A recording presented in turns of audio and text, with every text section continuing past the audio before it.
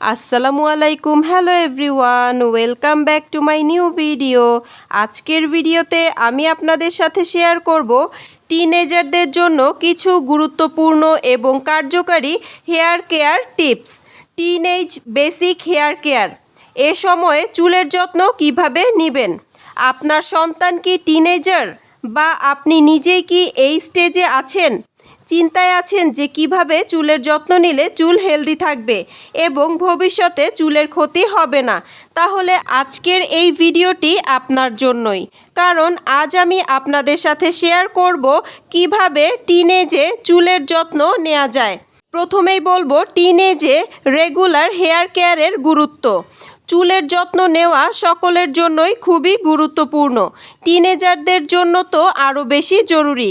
কারণ আপনি যদি এই সময় ঠিকভাবে আপনার চুলের যত্ন না নেন, তবে একটা বয়সের পরে চুল পড়া, ড্রাইনেস, চুলের গ্রোথ ঠিকভাবে না হওয়া, খুশকি, ইচি স্ক্যাল্প, চুলের আগা ফাটা ইত্যাদি সমস্যা দেখা দিতে পারে।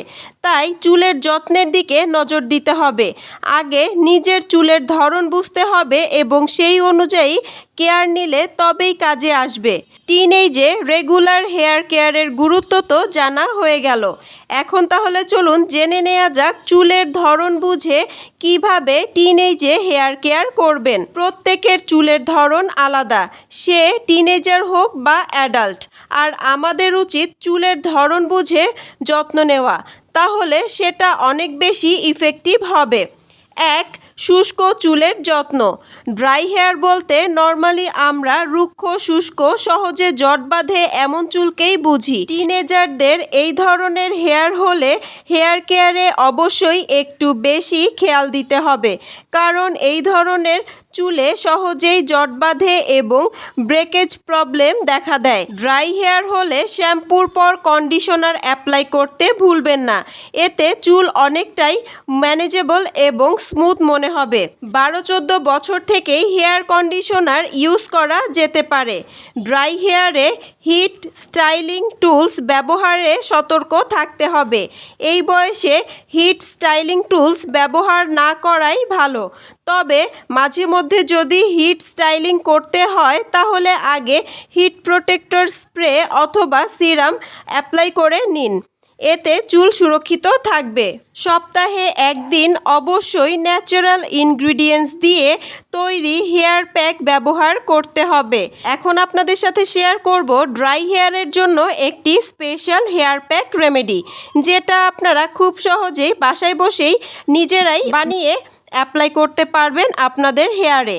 এই জন্য আমাদের এখানে লাগবে একটি পাকা কলা, এর সঙ্গে ডিমের কুসুম এবং 1 টেবিল চামচ কোকোনাট মিল্ক অথবা টক দই ও 1 চা চামচ মধু একত্রে মিশিয়ে ভালোভাবে ব্লেন্ড করে নিতে হবে।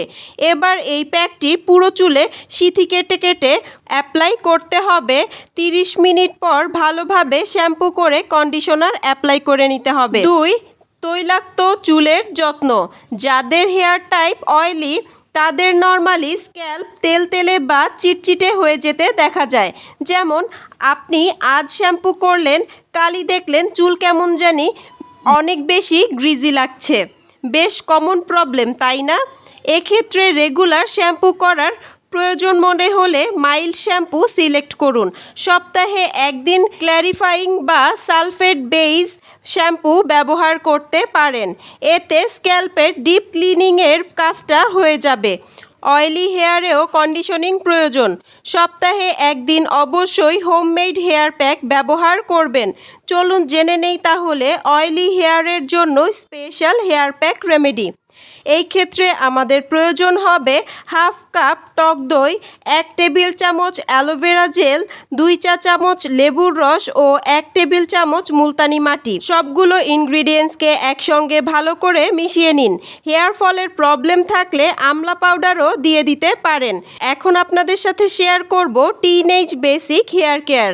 আপনার হেয়ার টাইপ যেমনই হোক না কেন, এই হেয়ার কেয়ারগুলো আপনাকে অবশ্যই ফলো করতে হবে। প্রথমেই থাকছে অয়েল ম্যাসাজ। এই বয়সে তো শুধু চুল নিয়ে এক্সপেরিমেন্ট করলেই হবে না, চুলের যত্নে অয়েলিংও করতে হবে। অয়েল ম্যাসাজ কেবল চুলে নিউট্রিশনস প্রোভাইড করে না, বরং সেই সাথে চুলের ড্রাইনেস কমিয়ে চুলকে সফট ও ময়শ্চারাইজডও রাখে। হেয়ার অয়েলিং চুলের টেক্সচারকে স্মুথ করতে সাহায্য করে এবং হেয়ার ফলিকলে রক্ত সঞ্চালন বাড়ায়। এক কথায় হেলদি হেয়ার পেতে উইকলি হেয়ার কেয়ারে অয়েল ম্যাসাজ মাস্ট। টিনেজাররা চুলের যত্নে coconut oil, almond oil, olive oil ব্যবহার করতে পারবেন। চুলের অয়েলিংয়ের পরেই চলে আসে শ্যাম্পুর কথা।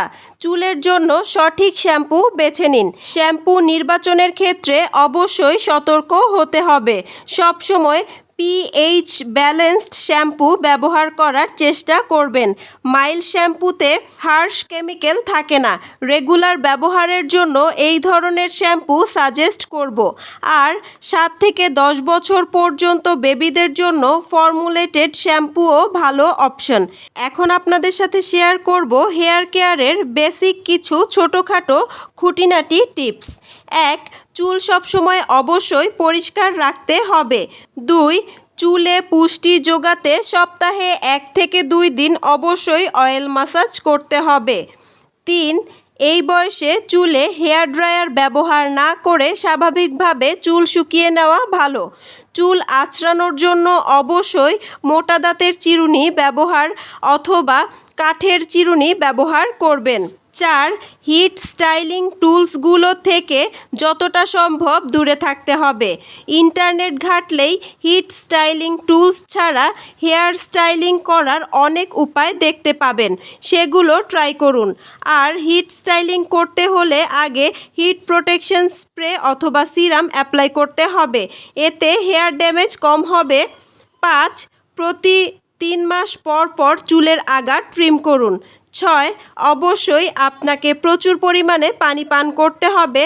ফাস্ট ফুড, বাইরের খাবার কম খেয়ে হেলদি ও ব্যালেন্স ডায়েটের মধ্যে থাকা কিন্তু চুলের স্বাস্থ্যের জন্য খুবই জরুরি। এছাড়া এক্সেস হেয়ার ফল বা অন্য কোনো মেজর প্রবলেম দেখা দিলে ডাক্তারের পরামর্শ নিতে ভুলবেন না।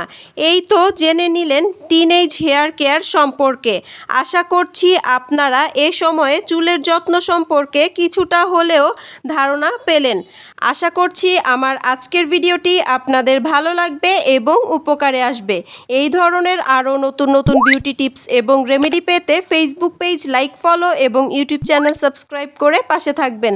যারা কাজটি অলরেডি করে ফেলেছেন তাদেরকে অসংখ্য ধন্যবাদ। ভিডিওটি ভালো লাগলে ভিডিওতে একটি লাইক, কমেন্ট এবং শেয়ার করতে ভুলবেন না। আপনাদের একটি লাইক, কমেন্ট এবং শেয়ার আমাকে নতুন নতুন আরও অনেক ভিডিও করার উৎসাহ যোগায়। আমার আজকের ভিডিওটি এই পর্যন্তই। সবাই ভালো থাকবেন, সুস্থ থাকবেন। আল্লাহ হাফেজ। Thanks for watching.